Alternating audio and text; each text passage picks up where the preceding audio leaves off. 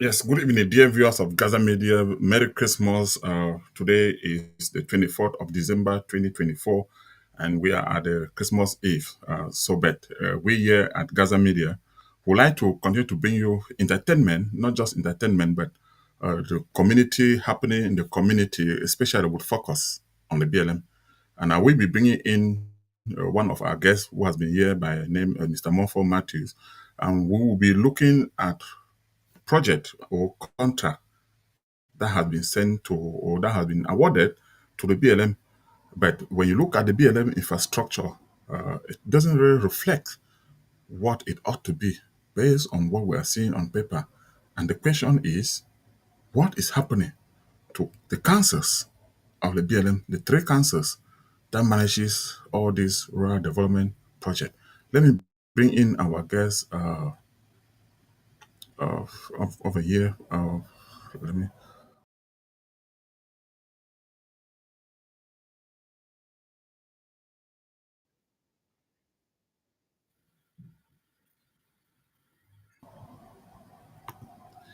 Yes, you are welcome this evening. This is Christmas Eve. I hope you are enjoying yourself with Christmas too as well. Yes, Dr. Ernest, thank you for having me today. Merry Christmas to our people back home. Merry Christmas to them. Merry Christmas to Lebialem diaspora. And Merry Christmas to all our fellow Cameroonians. Thank you, Mr. Ernest, for having me today. Yes, and even though last time Dr. Foju, the honorable parliamentarian for the BLM, said during this Christmas we shouldn't feast too much. Okay, now looking at some of the serious issues, when you look at the infrastructure of the BLM, and you look at the amount of money, the CFA, the millions of CFA that have been pumped into the division, it doesn't really reflect what it ought to be. You're looking at the bridges, you're looking at the water supply, you're looking at infrastructure, buildings, you are looking at amenity, hair-wise, schools. Uh, so much money allocated from different ministry to be managed by these local councils.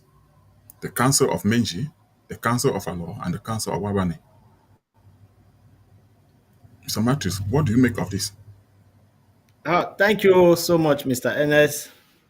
I want to be very, very specific when it comes to projects in Lebialem. So, a total of about 1 billion francs have been spent in Menji Council. In Alo Council, we have close to about 800 million francs.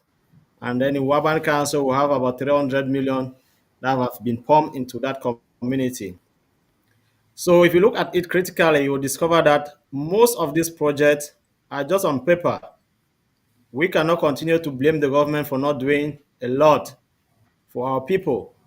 If you look at the number of boreholes that have been sent through these councils to Menji, to Wabani, and Alo, you will shed tears and know that the government has been doing a lot.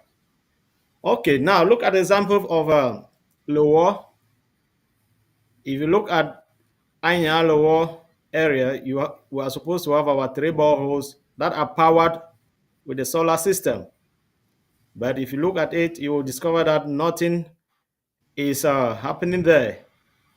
If you look at the Law Central itself, you will discover you would cry because the number of projects that are around there, we are supposed to have a warehouse around three corners along.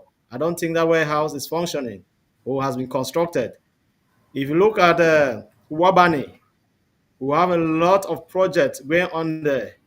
So the question now is why all these projects are nothing on the ground? The first reason I will tell you is that a lot of these mayors and their deputies, they have a group or they have a gang. I want to be very specific here. They have a gang that they don't have the people at heart. You know, most of these projects they just sit at the council chambers, maybe or building or somewhere. They just get allocate or award it to friends, to partners, you know. So most of these projects they just give to friends, and then at the end of the day, if you go there, it is either the project is started and not completed, or the project is not even started at all. But these projects have been signed and money paid. So the next question is, what is really happening that this project cannot be realized to improve the living conditions of the people back home? Now, I've explained that the mayors and their deputies are very incompetent, very incompetent. And again, because they don't have the people at heart that they are representing, they tend to do whatsoever they want to do. If I want to be very specific now, I will just name some few projects under our law, under our law council, that are supposed to have been achieved by now or done.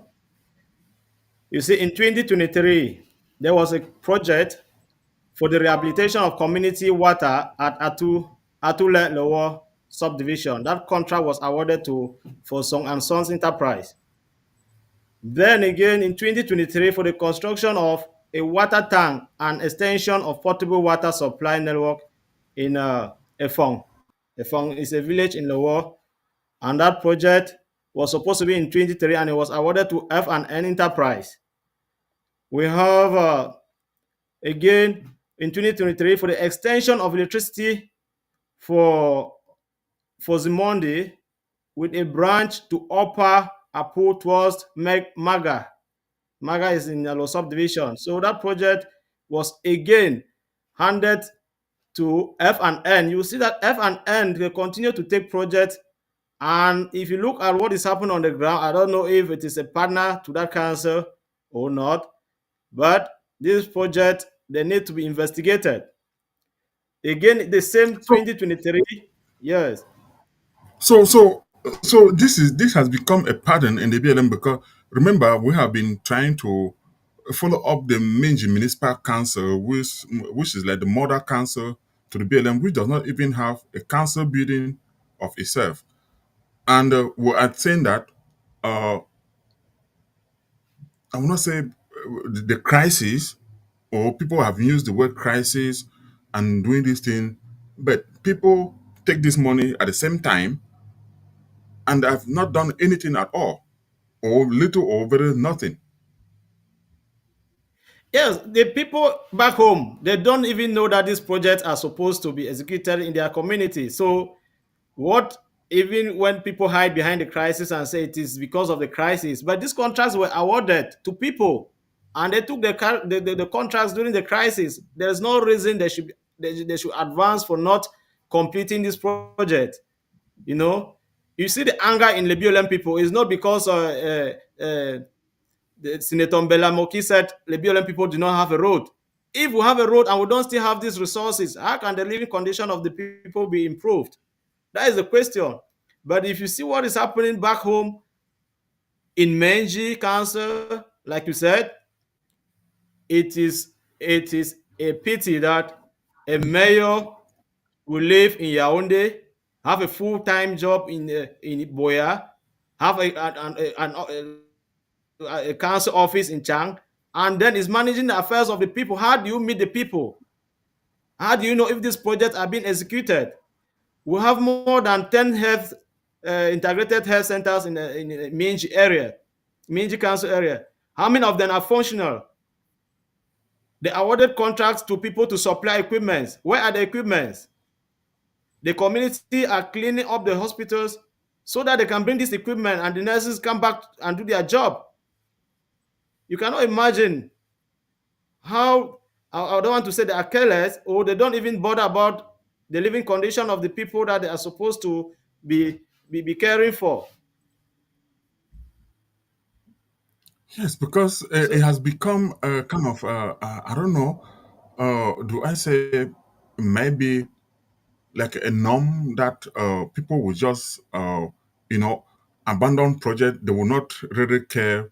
whatever is going on, or they really know that they ought to do this thing and intentionally or deliberately don't do it because, of course, nobody questioned them. You were talking. Let me bring the images of the abandoned health center, or that they were not abandoned. Yes, I would call it abandoned because the nurse is not even there. Yes, but you see, people are not really there to. The nurse is not there. It's left for the local community to go clean this. Look at, they are cleaning it by themselves. I mean, what do you make of this? Where you see, uh, let me really look at it to the level that we have allowed the community to go clean the hospital or the health center, but yet nobody is there. The council, the equipment is lying somewhere. Do you say, I mean, is it gross incompetent or gross neglect? Where are the leaders? Mr. Kumba, like I said, the first issue is they're incompetent, and then they neglect and don't even bother about the people who we thought they are supposed to be caring for. Look at a whole facility like that, constructed by the government, and then it was supposed to have been rehabilitated. The contract was given to somebody to come and do the cleaning that the community is doing now, but the person did not do the job. The community is doing it. The equipments that were supposed to be supplied by another contractor to that same facility have not been delivered. Again, we have heard of testimonies coming from Njensa. There was supposed to be a road from Esota to Njensa. So the contractor came, did the first phase of the work, and then promised them that they were coming back to grade the road. Up to today, the man has not shown up. You know, That is what is happening. We are supposed to be having boreholes in Lowo, in Menji, in Alo, in Wabani, powered with the solar system. We don't have them, but the government has already allocated them. So we cannot continue to blame the government. And you see the anger in the youth in these villages is because the elite themselves are failed. They don't care about them. And you see something, Mr. Kumba, you see the traditional rulers in Lebialem are one of the lead, they are one of the factors for this underdevelopment in that kingdom. You cannot imagine that Cameroon is a multi political system, and Lebialem is, I want to say, Lebialem is a CPDM division. Lebialem always have 100%. We are in support of CPDM 100%. You know, Mhm. But we cannot continue to blame the government because through the CPDM that we are supporting, we have received a lot and it ends in the pocket of a few individuals. That is what is angering. You see the anger in the youth is because these things come and they discover and it ends at the level of the council. You know, And yet, so I because think when this thing, in the election very soon, Matthews, when this thing started, right, when this news started featuring, they start talking about Keleban. I thought this was only peculiar to Leban, but now you are listing project in the war. I know the war to an extent. I don't know all of the villages, but I've been to Ifong. We've covered event, school activities in Ifong, Adanya, and many other places. Now you see, I mean, but they said the traditional rulers they find it, they are very comfortable. Oh, they don't. They seem not to Mr. be Cooper, engaging like this I mayor said, and say, "Hey, like I said, they are very comfortable because they have aligned themselves to a particular political party, which was not supposed to be like that. Now, how do you think a foreigner or a chief will call now the mayor and say, "Oh, this project was supposed to be executed up to this level"? We have not seen anything. For example, we are supposed to have a borehole in Emma powered with a solar system. I don't think anything is happening existing there. You know, we no, are there's supposed none." to have we are supposed to have those projects in almost all the condoms. We are supposed to have some palaces and so on electrified with the solar system. We don't have them. So can we Yes, continue to blame yeah, the because government? No, because even you look at Mbindia, right? Mbindia in Lebanon, Yeah. where there's this integrated hospital, we're showing some images. That the whole of that village was supposed to have been powered with 27 million, so that that health facility should also have electricity, but none. Yes. But and yet they have a Yeah. council, The a councillor. the counselor, I want to be very, very frank with you, is from the palace. And the palace is supposed to have electrical, the solar system installed there. I don't even know if some of these councillors, they know their role. You know, I don't even know if they live in those communities. The problem with Lebialem is we need to start getting those who are live in those areas involved in the management of their own affairs. When Kelebang, like you said, started, they are going to shine the light not only to Lebang people. It's already going far. I I want to say here that I'm a developer in some of the councils in the southwest region. That is why I'm having some of this information, because I doesn't have so much information about Lebialem, but through these friends that I work with from the other councils, I am having a lot of information, especially with documents concerning Lebialem from them, because they have meetings, they have seminars, they have database that they work together. So I want to be very, very sincere that if we want to push Lebialem forward, it is not by living out of Lebialem and saying you are a councillor, you are a mayor, and you are beating your chest, you are a senator, or you are a fund. We need to go and develop the area.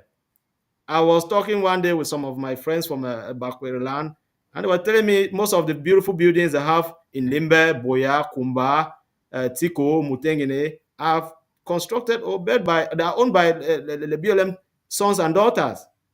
You cannot imagine where are we heading to. Yeah, I'm just kind of shocked with the amount of when you were reading this list. You remember those days where we used to listen to radio, Boya, reading GCE. I was like, you just calling, you are calling me on like we are calling maybe 100 francs CFA, and yet, even though I'm laughing, but this is a serious issue that I think is high time some of these executive councils, this council executive, they step forward and maybe I'm explaining to the constituency what they are doing, or explain exactly how they are going to handle it. You know, last time honorable parliamentarian was saying they have up to the end of this month. We are today the 24th for this year to be over, Yes. and there's just no I just miracle. want to believe that I just want to believe that he was just playing Mhm. with words, because what is actually going on in that area, we need the BLM people, especially the elite, they need to assume their full responsibilities. They need to start taking things But, serious. do you also think that the new two should also step up and maybe take their own The problem responsibility now, as youth the and say, problem hey, now, some of the problems we have identified is that when you are a youth from those areas and you voice out about this project, you are either intimidated to stop talking about it, or you are arrested. It is very clear. For example, look at the project in Alo, worth 32 million francs to construct a clothing industry. That is a workshop at SAR SM in Alo.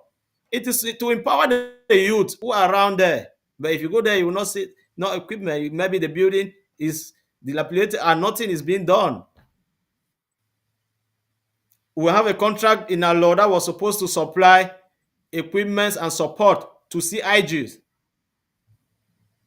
but the money ends in private pocket. That is what we are talking about. These CIGs are owned by youth. If you help them through the CIGs, maybe they are farmers, or they mhm. are people doing welding, or carpenters that have little workshops around, that are sustaining their own life in the community, or they are bike riders. You mean common The money, initiative you groups. don't help nobody.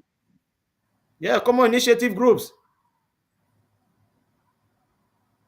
So And but I think if they hear they are listening to us, sometime to they really have to mobilize themselves, gang themselves together, put on a good structure.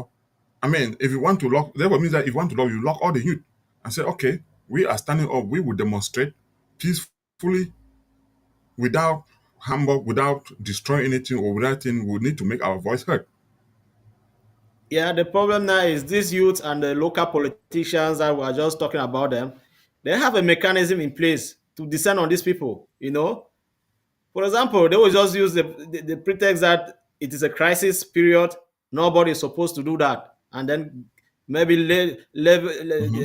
Hmm. put some allegations on them and they're arrested. And you know what Yeah. happens when you're arrested? The money that you will spend to bail yourself out is a huge amount, and nobody want to take that risk, you know. So the elite will still going to mount pressure on them. We need to send up some of these projects out so that others can see there are a lot of projects to improve the living conditions of people in Libya. There are a lot.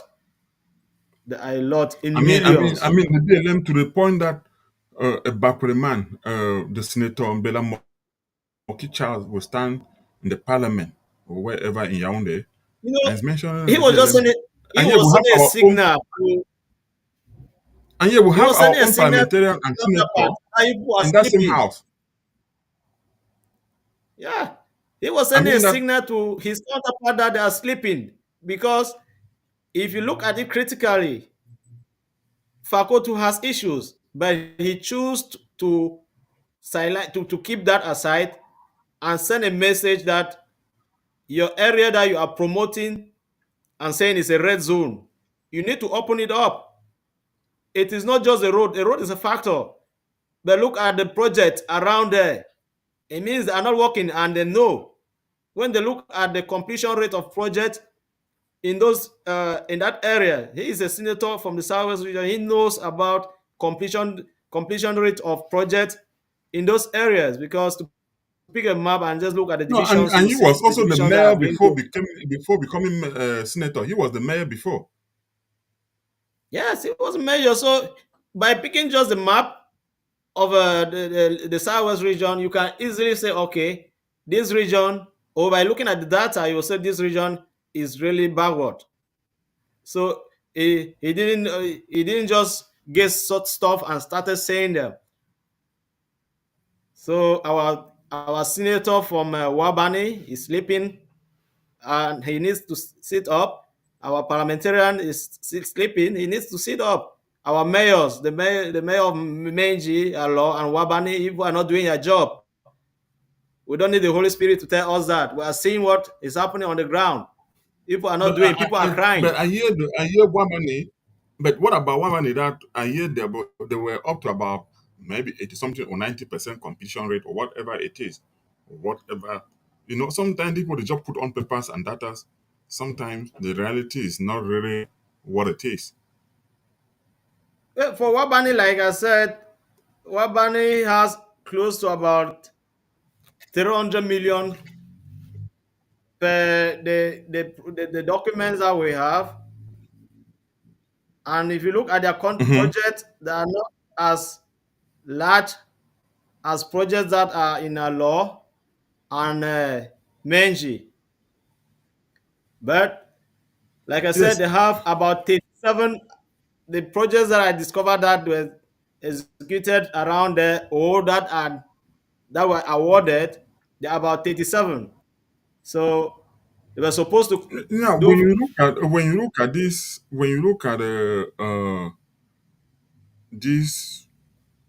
this same contractor, the same person, same letterhead or whatever it is, having taken awarding multiple contracts, these Asonye and Sons are missing. You see some of these names they keep repeating themselves. Or here you see them they keep repeating themselves. This Cameroon Company Limited, you know, from one Yeah, contract like to I another, said, or from and one. in Wabane, you will still see Cameroon Limited. You will still see Asong and this. You will see Roma and this. You will still see the same people in our law. So it's just a small gang of contractors. Some of the letterheads are just on papers. They use it to take those contracts. The signs now that they just hide behind the crisis. Most of the controllers and the paymasters that are not even around there, and would doubt if they are even supervised by state authorities. So we'll continue to call to make our case, because No, if we just I think allow them to go unpunished, it is going to harm the whole community, the whole yeah, division. I think other community should really stand up. Maybe even if you do not form a group physically, maybe form some social media group and begin to maybe pass on information, begin to blow the air, maybe get these people phone numbers, just begin to dial them, just begin to call them and disturb them so that they don't, I mean, Matthews, I want to thank you. I mean, this is something that uh, Lebialem, Lebialem.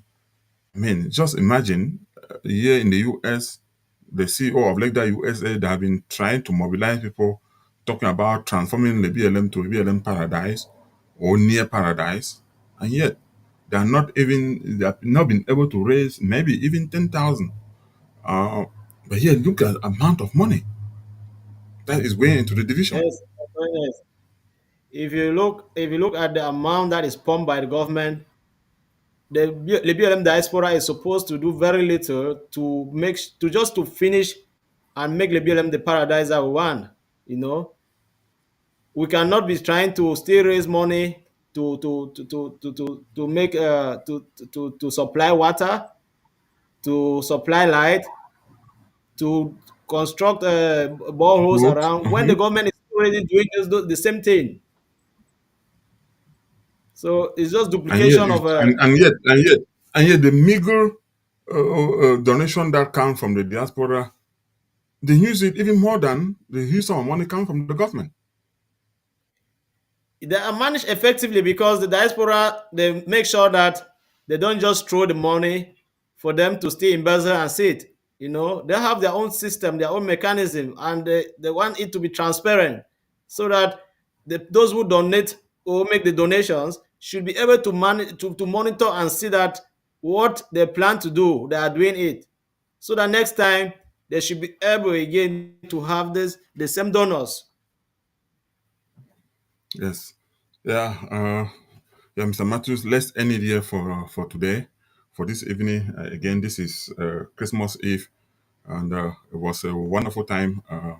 Enjoy having you here, at least giving out, even though it's not good news, because when we look at this league, we should be proud of the infrastructure, the development, the amenity in our community when we're celebrating Christmas like this. Not mentioning this kind of amount of money, but there's nothing to show. I want to thank you.